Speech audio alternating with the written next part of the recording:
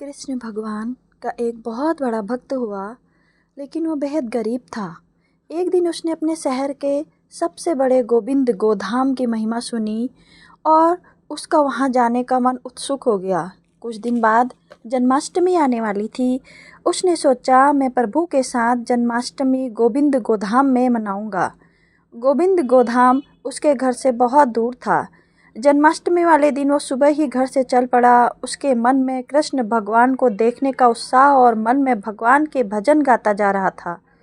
रास्ते में जगह जगह लंगर और पानी की सेवा हो रही थी। वो यह देखकर बहुत आनंदित हुआ कि वाह प्रभु, आपकी लीला। मैंने तो सिर्फ सुना ही था कि आप गरीबों पर बड़ी दया करते हो। आज अपनी आंखों से देख भी लिया। सब गरीब और भिखारी और आम लोग एक ही जगह से लंगर प्रसाद पाकर कितने खुश हैं। भक्त ऑटो में बैठा देख ही रहा था। उसने सबके देने पर भी कुछ नहीं लिया और सोचा, पहले प्रभु के दर्शन करूंगा, फिर कुछ खाऊंगा, क्योंकि आज तो वहाँ गरीबी के लिए बहुत प्रसाद का इंतजाम किया होगा। रास्ते में उसने भगवान के लिए थोड़े से अमरूद का प्रसाद लिया और बड़े आनंद में था भगवान के दर्शन को लेकर।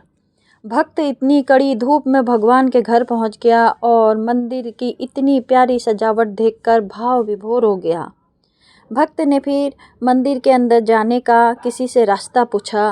किसी ने उसे रास्ता बता दिया और कहा, यह जो लाइनें लगी हुई हैं, आप भी उस लाइन में लग जाओ। वो भक्त भी लाइन में लग गया और वहाँ बहुत ही भीड़ थी, पर एक और लाइन उसके साथ ही थी, पर वो एकदम खाली थी।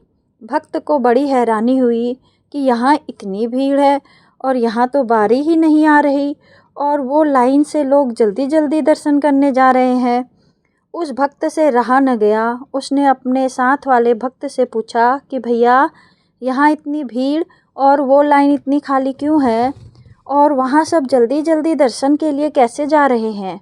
वो तो हमारे से काफ़ी बाद में आए हैं। तो उस दूसरे भक्त ने कहा, भाई, यह वीआईपी लाइन है जिसमें शहर के अमीर लोग हैं। भक्त की सुनते ही आंखें खुल गई। उसने मन में सोचा, भगवान के दर पर क्या अमीर क्या गरीब, यहाँ तो सब समान होते हैं।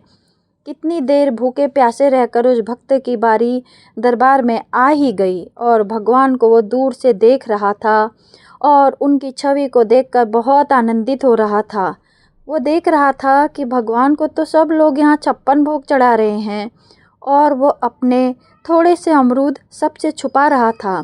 जब दर्शन की बारी आई तो सेवादारों ने उसे ठीक से दर्शन भी नहीं करने दिए और जल्दी चलो कहने लगे।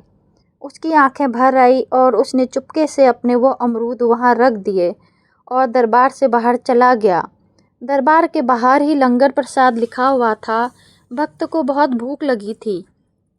सोचा, प्रसाद ग्रहण कर लूं। जैसे ही वह लंगर हाल के गेट पर पहुंचा तो 2 दरबान खड़े थे वहां। उन्होंने उस भक्त को रोका और कहा, पहले वीआईपी पास दिखाओ, फिर अंदर जा सकोगे।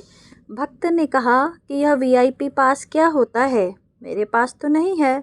उस दरबान ने कहा कि यहाँ तो अमीर लोग दान करते हैं, उनको पास मिलता है और लंगर सिर्फ वो ही यहाँ खा सकते हैं।